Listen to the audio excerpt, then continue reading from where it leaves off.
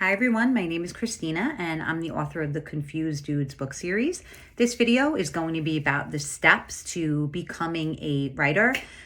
In today's society, there are so many resources available to us that there really is no age that's too young to get started pursuing your passion. So this video is definitely for my fellow writers, no matter how young you are or how old you are. And I will go over some of the simple steps that you can take in order to make that dream a reality. This video is also for my fellow Halloween lovers, being that my book series definitely has the spooky element to it. So if any of those sound like you or something you're interested in, definitely keep watching.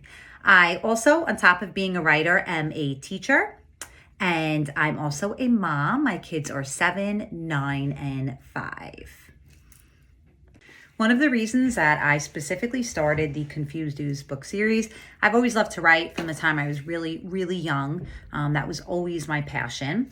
But I definitely love Halloween. Luckily, my whole family loves Halloween. We have tons of decorations outside. We even decorate inside the house. So loving Halloween was something that I could incorporate with my books. So it's always a great idea to take the advice to write about what you love or write about what you know in order to not only have fun writing, which is most important, but also to create a really engaging plot for your reader.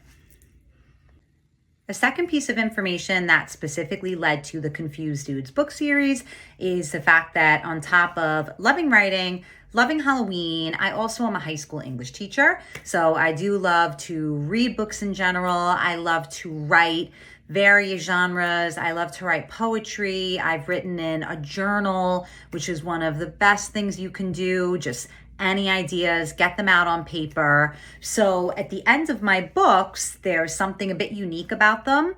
So the books have, if you're not familiar with them, these best buds, DJ and Parker. They're super funny. They love Halloween and they always find themselves in some kind of mysterious, suspenseful scenario. There is a creepy monster involved, sort of a mix-up. And then at the end of the book, they also learn something.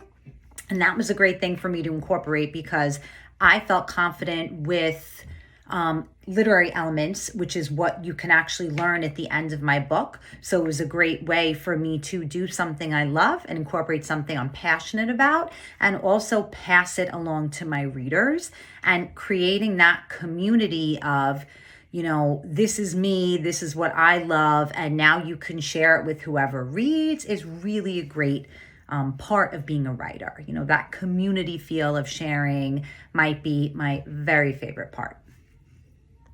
Another really important concept that I want to talk to you guys about is the idea of writer's inspiration. And this is huge if you are just an artist in general, whether you're a writer, a tattoo artist, you know, you paint, you're a musician, you're a dancer. I think we get ideas typically all throughout the day. Sometimes it might be an inconvenient spot to write down your ideas, but when I felt most productive in my writing is when I've really made an effort to write all those ideas down. Even if they are bad ideas, I have journals filled with great ideas, journals filled with mediocre ideas, and journals filled with ideas that are just awful. And I end up maybe like crossing out, but it's always a great idea because you truly never know what idea you're going to end up just naturally going with and could possibly turn into a masterpiece, let's say. The inspiration for the very first book in the Confused Dudes book series is something I think everyone can relate to, and it's the problem of doing laundry and getting your socks out, and you realize that your socks suddenly have no matches.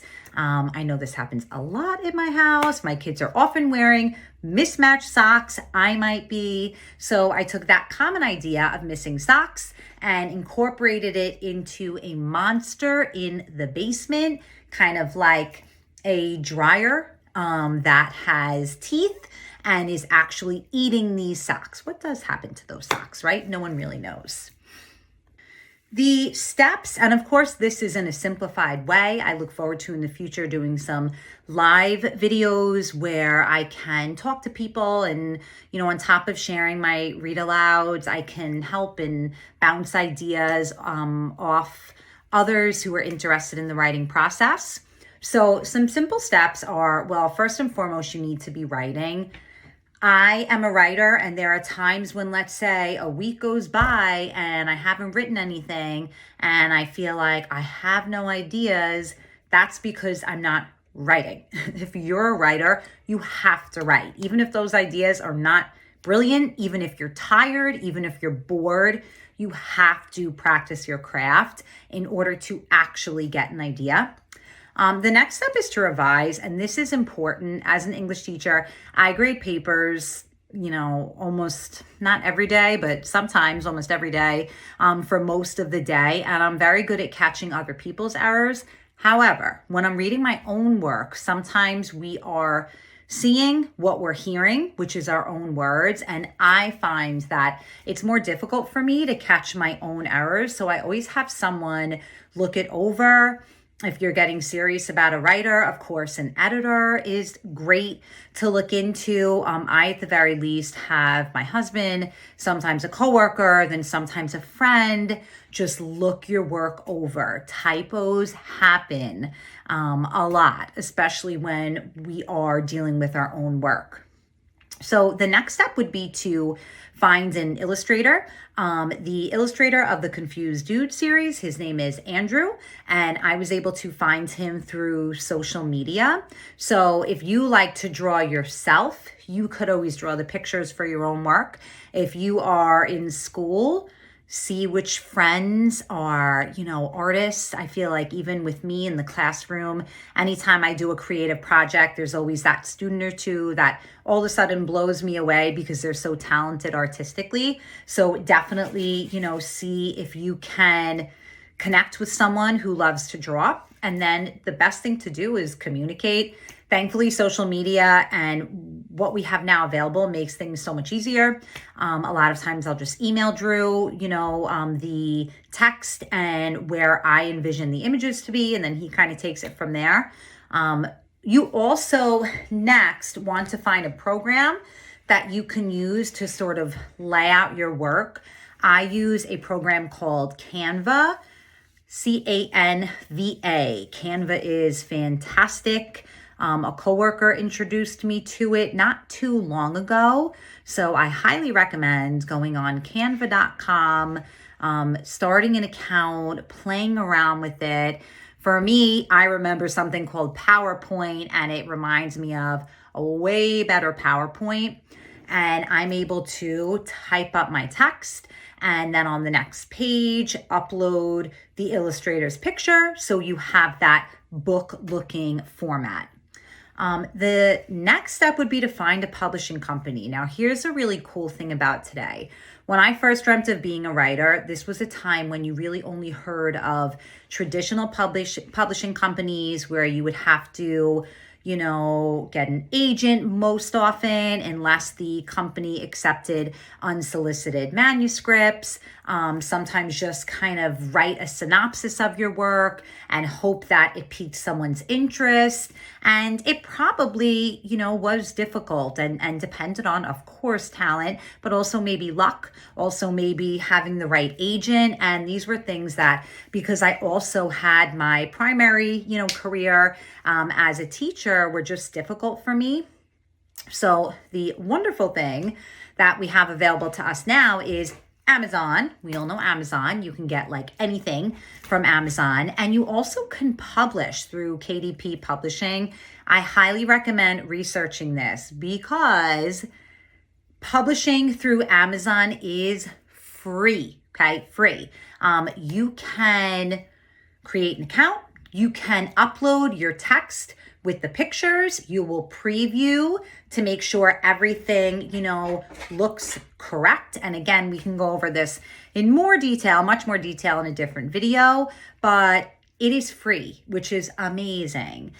They do, of course, take a percent, and probably a large percent of the book But at the same time, it's free and you're able to get your work out there. And it's a really fantastic step. And to see your book up on Amazon is just awesome. And you can start sending people the link to your book, ask friends to write reviews. And it is a real possibility, even if you are a lot younger than I am, to get your work out there and, in the hands of other people who love reading.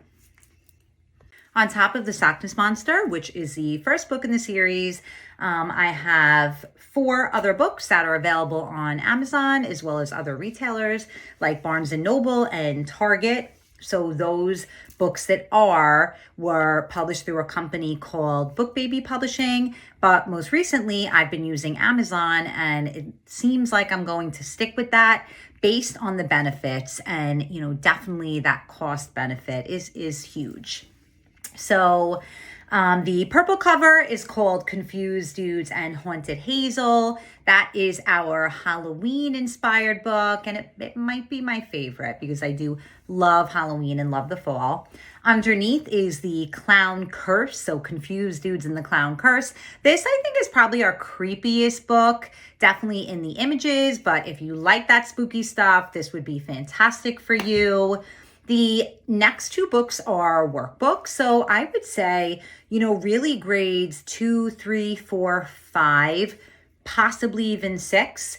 If any of you guys are listening, you would find these books great because they have creepy stories, they have a monster, but they also have learning activities that are fun. Some of them have to do with art and design, and some of them focus more on things that you'll be learning in school, but it's a really fun way to learn and to feel like you can do really, really well in your class.